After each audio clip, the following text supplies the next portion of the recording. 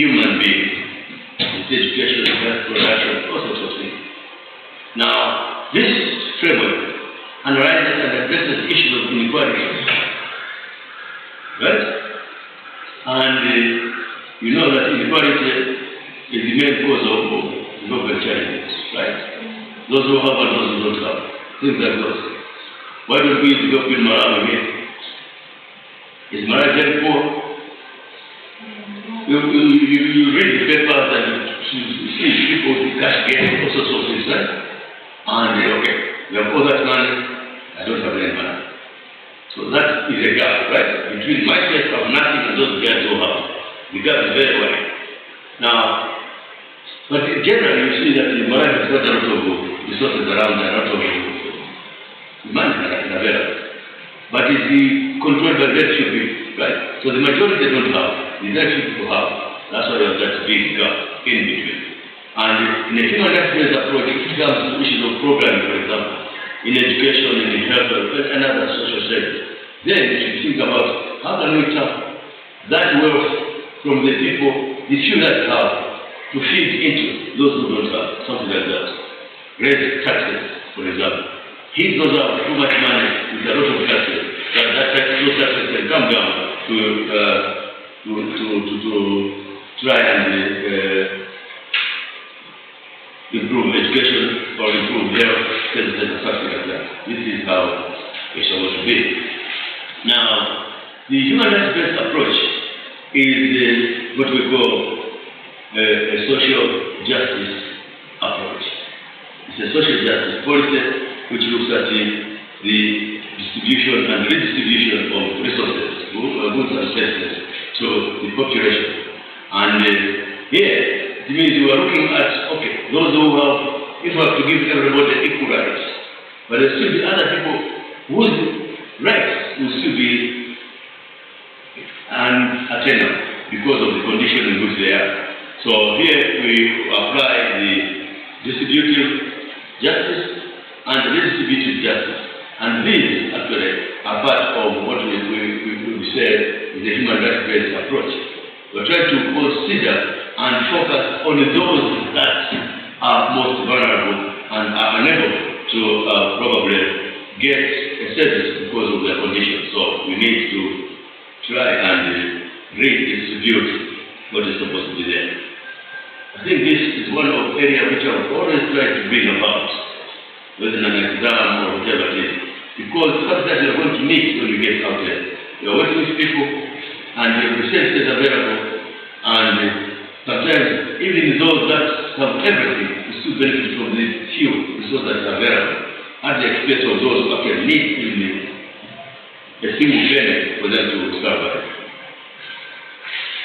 And for example, in terms of service, right?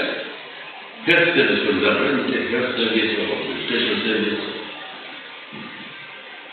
One government provides free medical care in Malawi, right? You find that the people who actually don't go to government hospitals. It's possible, right? Why?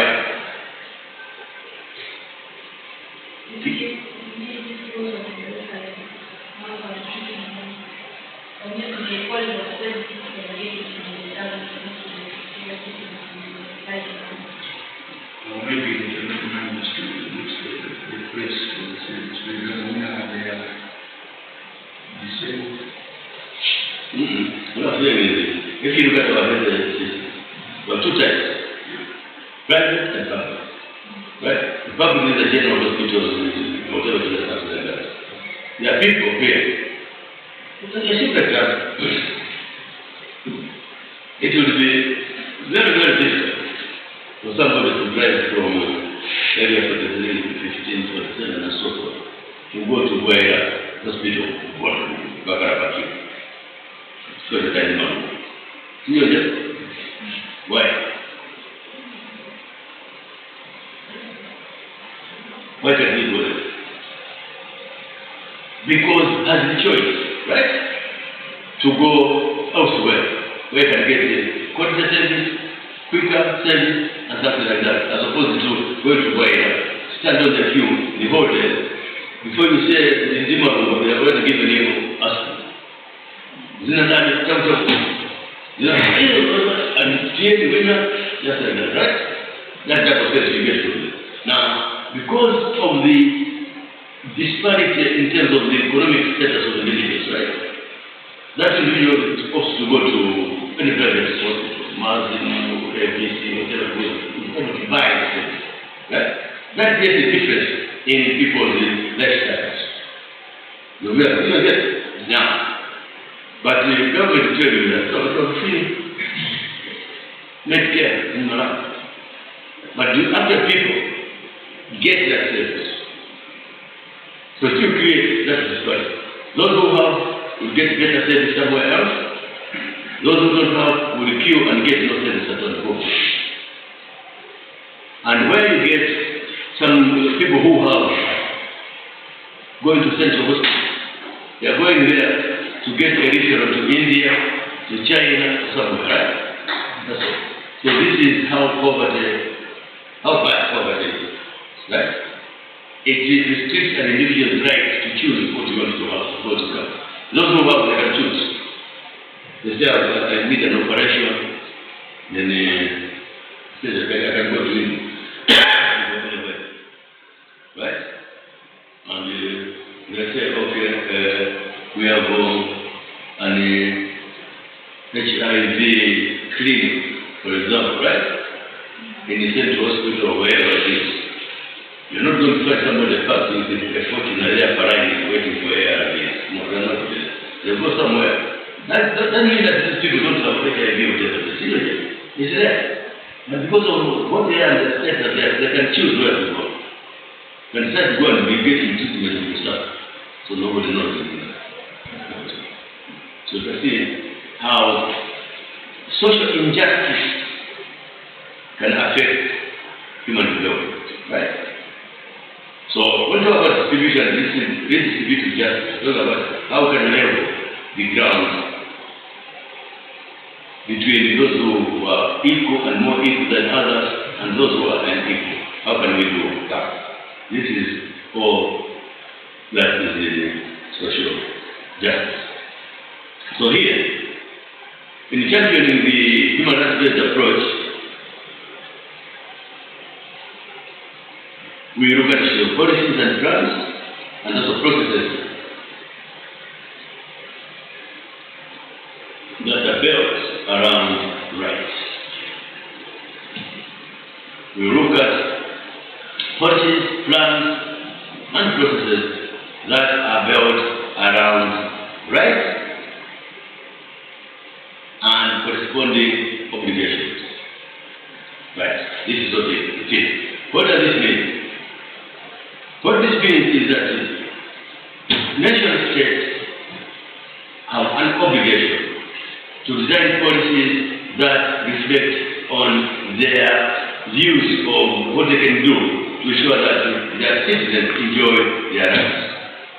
Equally true, as the people who carry out activities, whatever it is, your plans and processes must reflect your view of how you address issues of the rights of citizens in whatever situation you find yourself working on.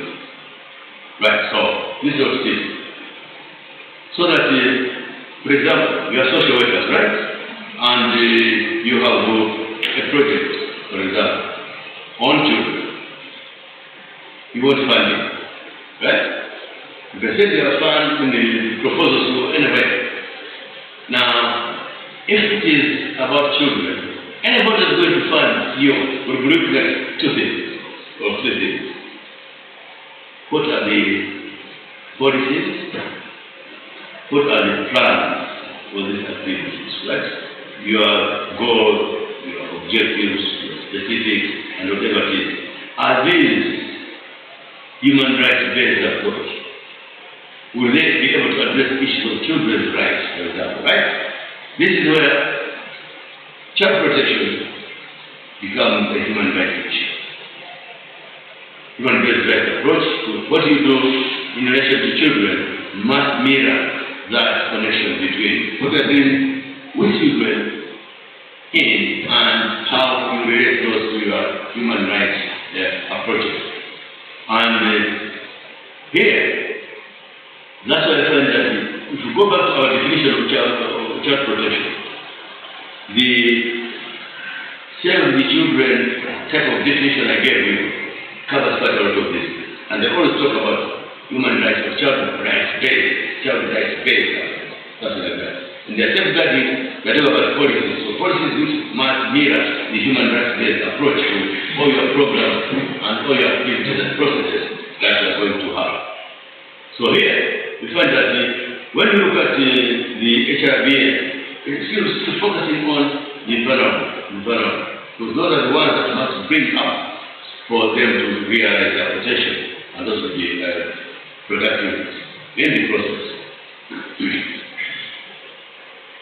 So issues of gender, all sorts of things, all those things are human rights based approach. Look at the limitations of how gender norms can have impact on programming, policies, processes, budgeting, and service provision. So all these are what we refer to as human rights based. Now these are objectives for the human rights based approach. We have two objectives. One of those is to empower rights holders to claim and exercise their rights.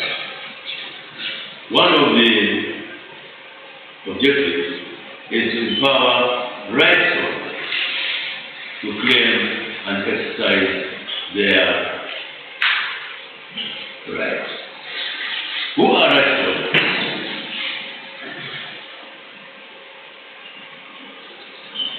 Another objective, if you look at that, to strengthen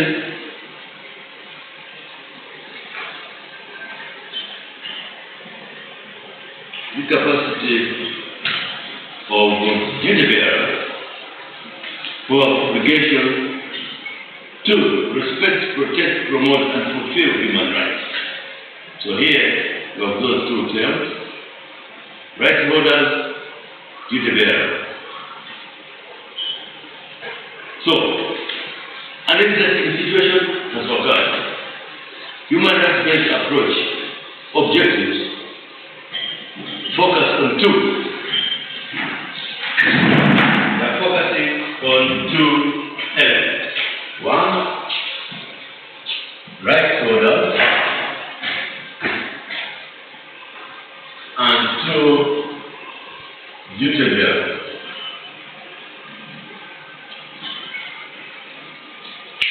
These are the objectives are very, very few.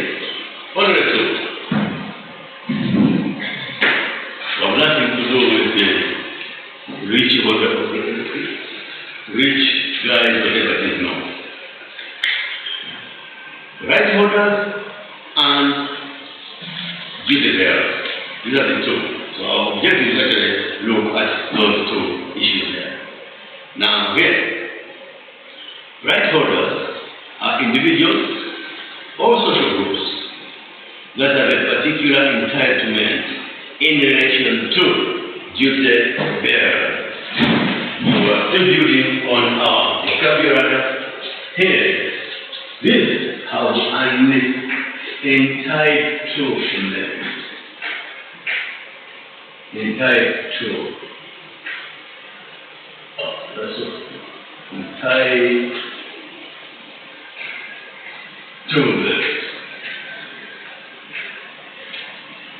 Right? This is how they are. And duty bearers are a state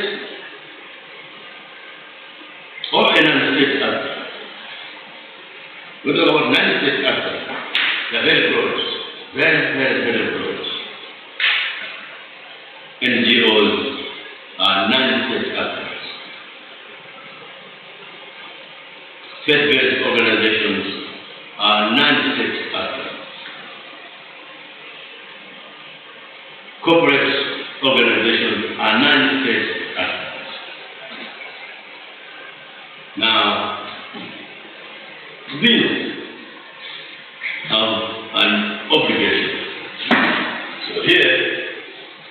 you have an obligation.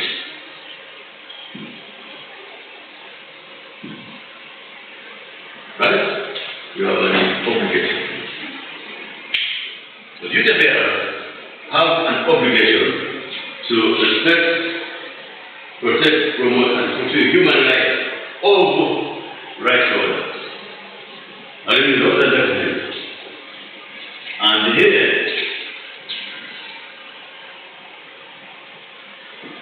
we add another vocabulary, claim. But I think it's the new claim to something stronger. Claim is usually to demand. Which means that they are commanded, whether they like it or not, it's their job to do it, to protect, and also to make human rights for that. It's more like a role from the government. They must secure. Yeah, that's what I can say. This is all to this one. This is the demands. One way I'm trying to change this one. Claim is too short. Demand is very strong. Right as what we demand. Right? From duty bearers. Because there's an obligation to protect, respect, promote, and fulfill those rights. So here, the rights holder is ourselves. The rights holder are citizens. So as citizens, we have the right to demand what we want done for us. That's what it means. And alternatively, the state or non-state actors have an obligation under the law, international human rights law, to provide life, respect, protect, promote, and fulfill those. This is what it is. You must understand that it's quite interesting, but interchangeable. So here we have some of these elements where people are key actors in their own development. Not passive residents who just sit down and receive, but they are supposed to be there to participate and also take part in issues that affect their life. Number two, we must identify how human rights must be realized as a right way to go of development. How do we use the human rights to enable us to develop? And also that in that context, the participation becomes a means and also a goal to achieving and enjoying our rights. That's what it means here. It means our participation becomes both a means and a goal to our achieving, rather enjoying our human rights. And that human rights-based approach is an empowerment tool and not a disempowerment tool. It does empower citizens to enjoy their rights. It does empower citizens to demand their rights. And also, this extends to marginalized as well as the excluded groups of citizens in any state. Right? And why HRDA is important is because the looks at the issue of development programming as something which is supposed to be owned by people who are going to enjoy that type of development. So that the real individuals to champion that type of development is the citizens themselves through participation, right? And that those programs should always mirror the actual ownership of such programs around. And also that HRBA aim is actually to reduce disparity and also to try and empower the privileged. Let's look at the principles of HRBA. Here, I want to be very clear. Next time there's an exam, you'll be very confused. I'm bringing two sets of principles. Normally, we are going to fall down if you are sleeping. Stand up, that's stand, really against the wall. You don't get tired, you don't know. The night is very long, it has no who does the work at night. Maybe you're back to New Zealand. You just arrived. Back from there. No.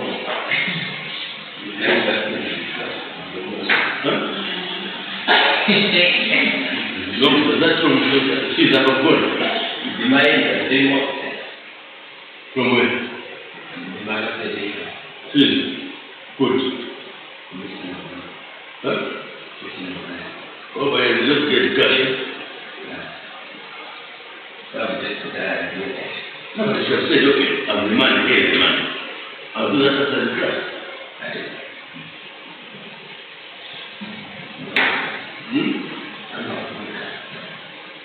Okay. Now you have finished everything. No. You're a happy man. No, I'm still having that, but not the half. Yeah. That's the saying of education. Education is not cheap. Very expensive. Anyway, Absolutely. If I wish, because we're talking now of somebody in the University of Lusaka. All them not quite about the door. That's from those. So very sure, no, that's like need to tell you the balance of so much. How much is $1,300? And you pay. And they use classes. Because they're not there. Start missing classes like Rihanna.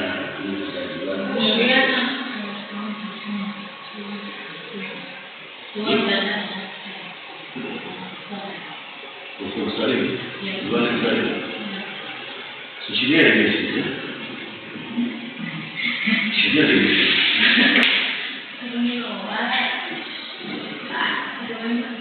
She said, let's assume they were together. Let's assume if they were together, nothing would have happened. And why didn't she join the friend to Salim?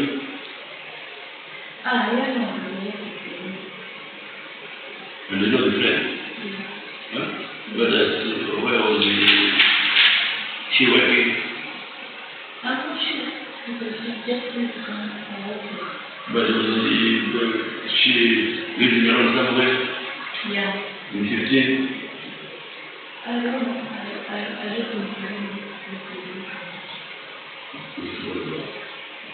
I saw that picture. It was real bad. And the cause of such accidents is very today. This is what I'm not doing wrong here. Girls are driving and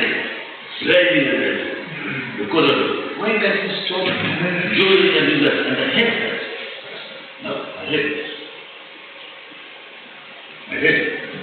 The driving, this driving, and that's like that. This driving, doing that.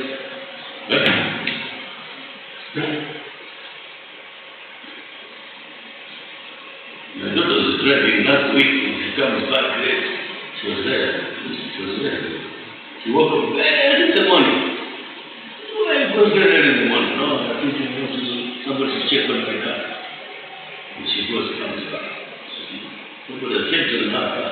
But I think she's a big jet somewhere out there, trying to force it and clean it.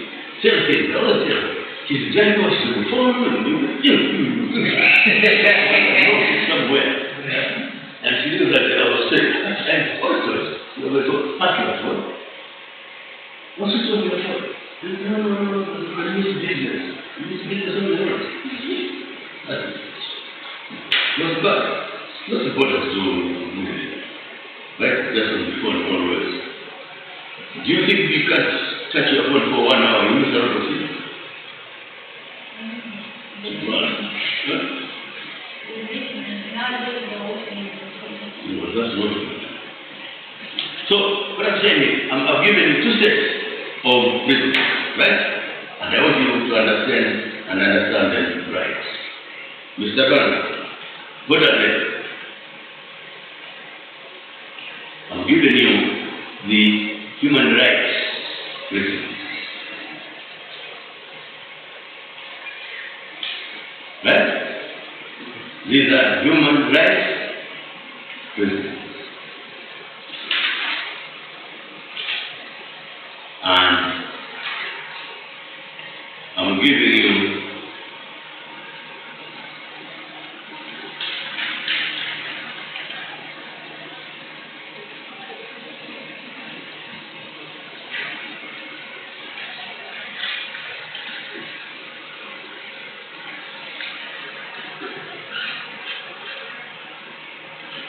the human rights based approach principles.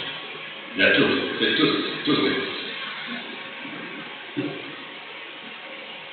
Human rights and human rights based. So this is an area where I can get procedure if I want to. Where is it? Where is it? We have 5 of these under human rights based approach. Participation, where everybody is entitled to active participation in decision-making processes. That's a human rights based. I consider somebody as an individual who must participate in decision-making processes, where it is policies, where it is policy development, legislation, and something like that. Number 2, accountability, where duty bearers must be held accountable. Right? Accountable for failing to manage or to be to give that service to individuals as an obligation towards rights holders. So they're not accountable with the rights holders, that it means. Right? And that when something is not working right, there should be a remedy to that type of situation where the rights of an individual has been reached. And here I think it comes down to look at issues of duty bearer. Yes. In legal practice, there is the principle number 1, which applies to anyone. It depends on what it is like. Is this participation at what level? At government machinery level, at community level, at program level, or at what level? So when we talk about human rights-based approach to participation as a principle, we're looking at it. If a human rights-based approach is about policies, right? So when we're formulating policies, we go to people who want to do a child protection policy. Did you go to the village, just to them and say, what is happening here? And what are we going to do in the policy within you? So there's no participation, right? At that government level. Now, when it comes to carrying out an activity, for example, we go to them and say, okay, we're going to do an activity here on child protection. Sometimes the government just impose ourselves, but when Karima, we're doing everything, and we just, I'm not going to talk about something. But because they say, it's using mafumu, TN, Boma la Boya, the people just come. But they'll come not actually understanding and knowing why we want to do that particular intervention. Seriously, that's our programs and projects fair. They'll be working because government people are there or any NGOs people are there. When an NGO moves out, that will die. Have you seen the schools in my villages? The way that goes an NGO goes to follow them, preschool. I don't know if you do at your come. Yes, that was participation. For an individual to participate, must do what? Be given the information. Right? Why it is important, how it should be done, what benefits they are going to get. Right? We are looking at what we call the social exchange theory, if you remember our theory. Right? When something comes to me, I wait. If I take this, my benefit is not. If I don't benefit, why should I participate? Something like that, right? So all these things working together. So participation is a quite tricky concept to look at, and also it's quite tricky to really understand what the way does it work. But a simple example is where is the duty bearer around, it will work, right? People will be attracted by that. When they move out, it goes out. That's why I talk about issues of empowerment, so that individuals own, I just mentioned that, right? That individuals own the processes, own the actual activity, own the implementation, and they should be held accountable for what is happening. This is supposed to be done. So in Malawi, we are very little time to get to the communities to explain to them why we want to do certain things in the end.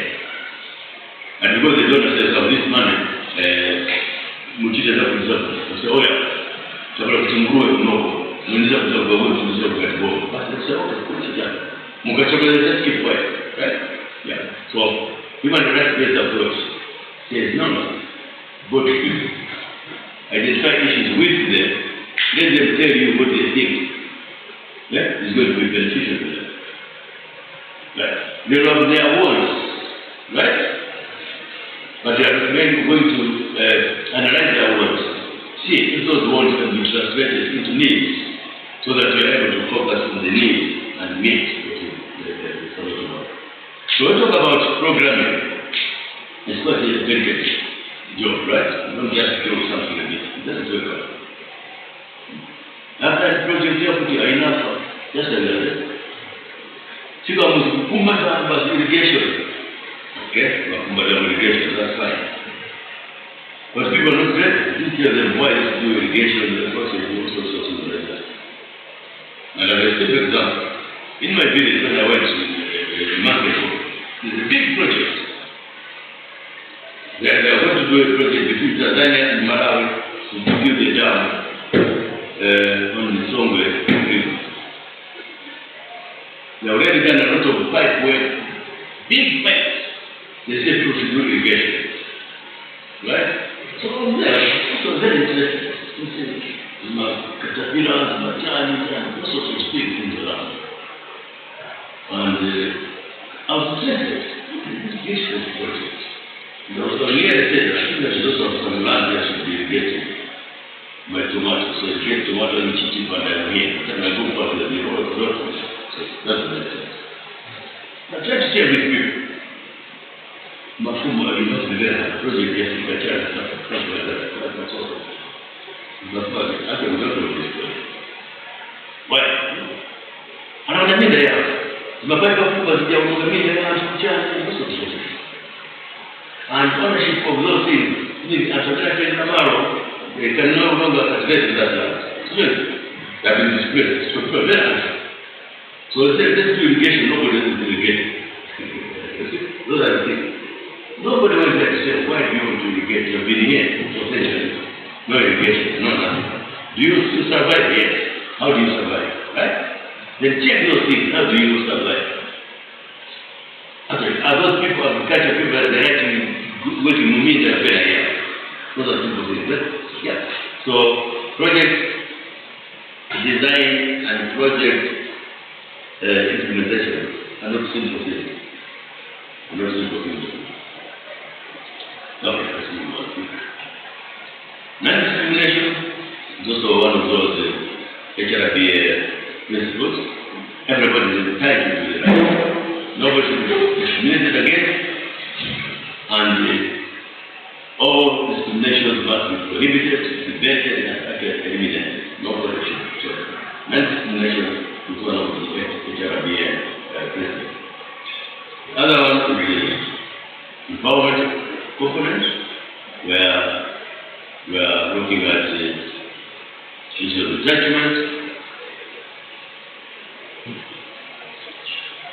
to clear and all demand your right, and once you demand your right, you must exercise that right.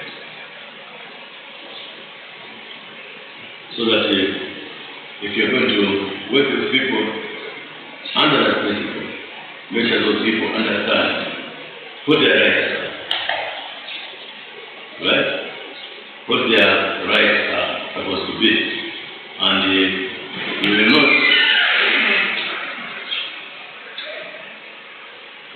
Visual zero.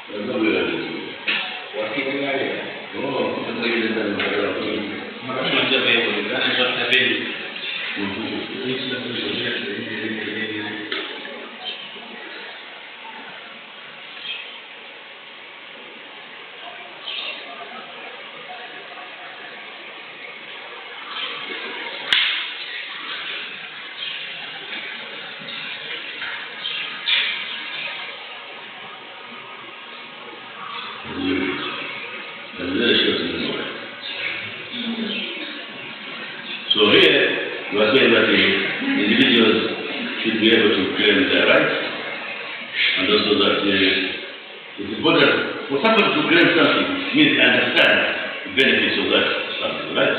And that's that cannot. So this is your responsibility to ensure that the right holders actually are able to understand why they are right holders and why they should claim or demand their rights, and also how they should be able to participate in that contract. And also the issue of legality, to look at how everything should be looked at from a legal right approach, which should be able to address both domestic and international law. Everything that should be able to address both domestic and international law.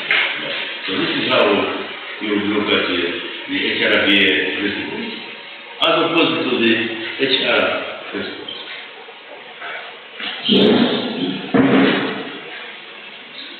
That's the question standing up. Too many questions standing up.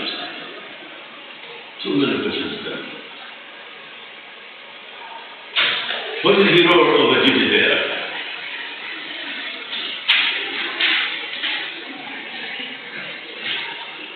Right? The role of the duty bearer, what is the step? It's about the respect. So have respect, protect, promote, fulfill, right?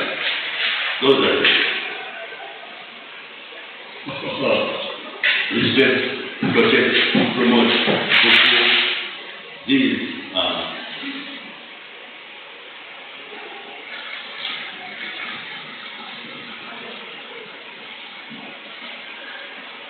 promote.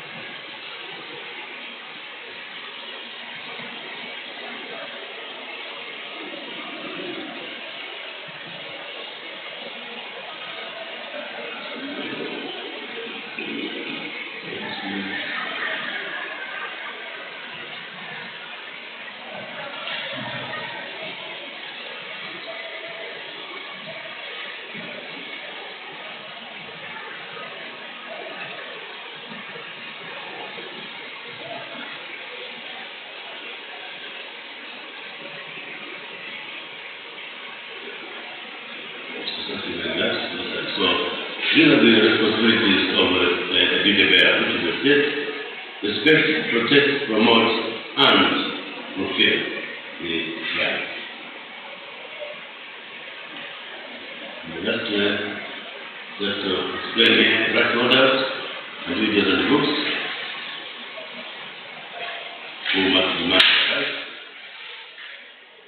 And what you must know is again, as rights holders, we have a responsibility. So it's our responsibility to claim or demand. It's our responsibility to ensure that we participate, and also for us to enjoy the rights. We must have access, very important, access to information, right? And be able to organize and participate in such things around. Right. Seeing this monthly of what we are looking to be looking at as the HRB, I try just to connect you to the original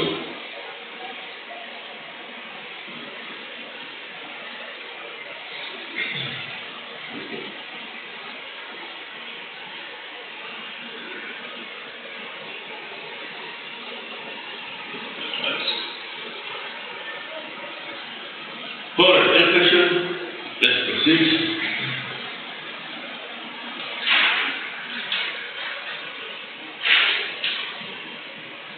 We'll just start something short and we'll continue when we meet next. Let's just take this one here.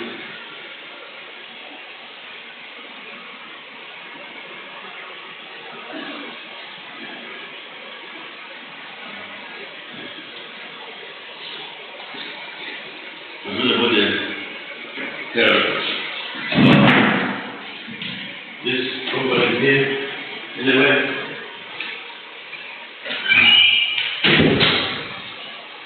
On a lot of things. We've never seen it. No. We have this document in the life.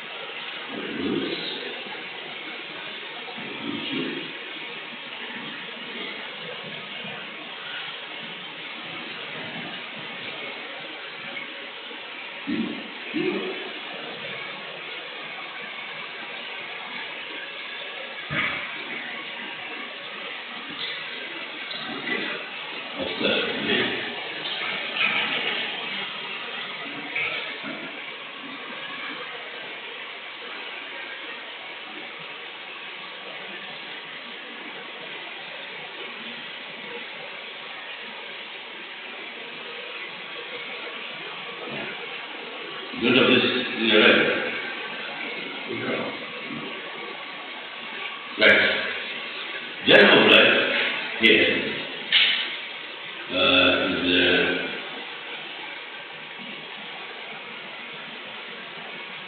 an approach to how you do community awareness and mobilization, right, of communities to be able to participate in programs that you design focusing on child protection. And this one here, fortunately or unfortunately, is my wife. The only difference is that there's not show or appear to show that I'm the owner of this material. Right. The reason is 2015, in fact 2016, I was hired by UNICEF work on how we can mobilize communities. What strategies do we need to mobilize communities for child protection? And therefore came up with this one is all history. But what this report is about having started working on journey of life and how we change all those things to look at the social care support and also to children. How far have we done a good job in that one? And so I was given that task for a few months to do here as a consultant community to produce this material. So that's what just one thing. So quite a lot of work. There's a lot of work involved with this. I think there was about 6 districts. Along with the zone, just to find out the views of people about child protection and also how we can implement child protection from that perspective. So here I will open it now and see what child protection is from my work with it and also here we go. So but that thing is on your behind your desk here. The question to people is so I've been caught laughing in your own office. So Journey of Life is a community awareness and mobilization tool. This is how we designed this tool here. To be a community awareness and mobilization tool. This one was developed to suit different cultures. When we talk about issues of child protection, they will differ from one area to the other and something like that, right? So what we did was develop some materials which is going to be culturally appropriate, where families can use it and also communities can use it to facilitate in mitigating the impact of child vulnerability as a result of HIV and AIDS. I don't know. Do you want us to proceed with this or we stop it and start it next time?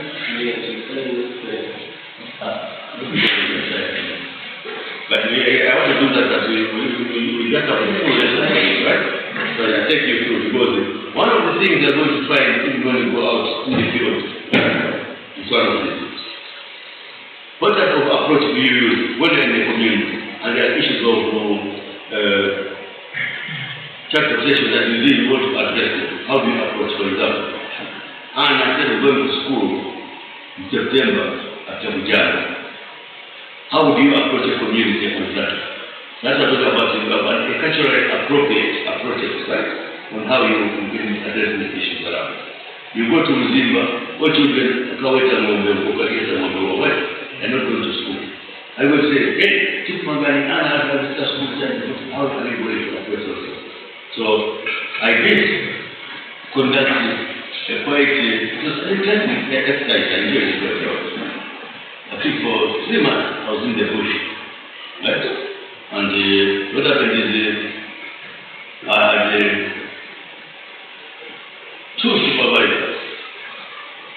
These were former social workers retired. And they were my juniors, so I knew their capabilities, so I had to recruit them as supervisors. One for the south, one for the center and the north. Because we were the fewer districts center and the north, and not to the south. Then myself and my colleague left after more this is where I work with. I got him again to be a core constructor to help me with a lot of was very good at statistics and data analysis and all those things. So that's what we get. There's too much. Can you imagine? Plenty of work, right? Yeah. So we're in a Plaza, Barone, Zomba, Mongoch, Zirongwe, Dowa, Muzimba. And Muzimba is very big. Muzimba is so big that you can't even understand how to do it.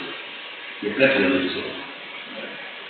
So it took us 3 months to do this work, and I had about 6 enumerators, 6 states in the south, and again in central and north another 6, because there is one Pajero and one Pajero, 6, and myself I 4.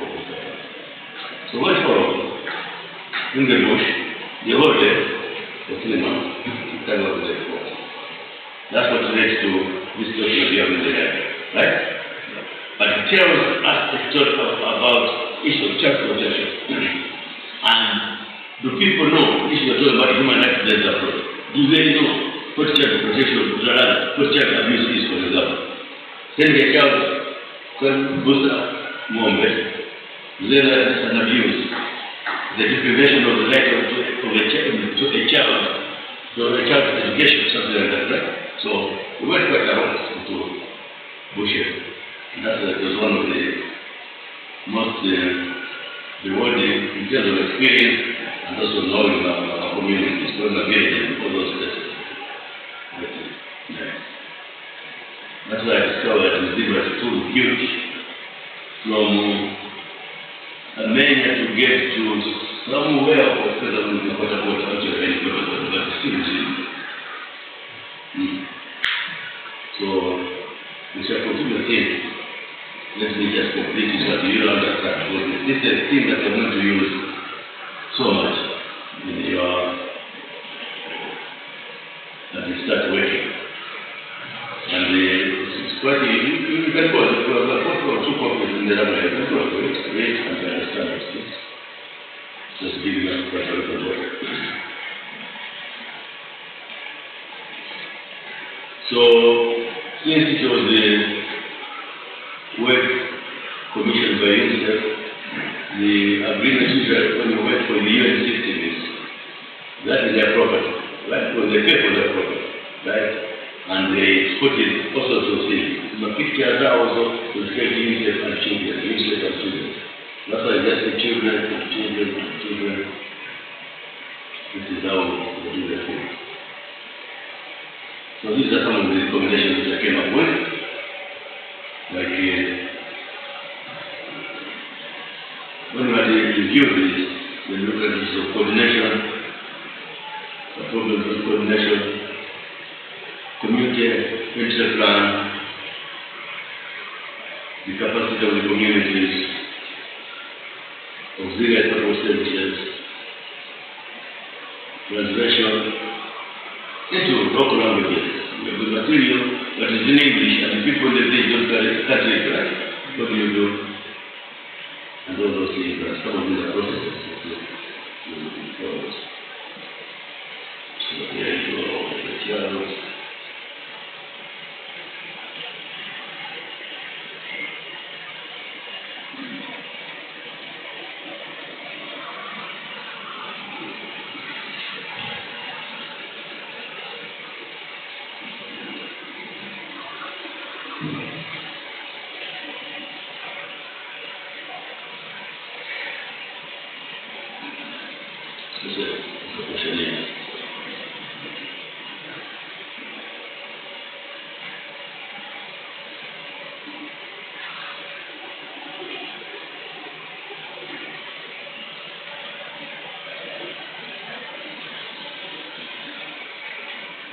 Yeah, so here you use the KII, the focus group discussions, the video questionnaire and something like that. So let's go to when we meet again. But there'll be somebody can 10 o'clock. Yes. Let's go down. I'll look for a room in the room, for a session in the room.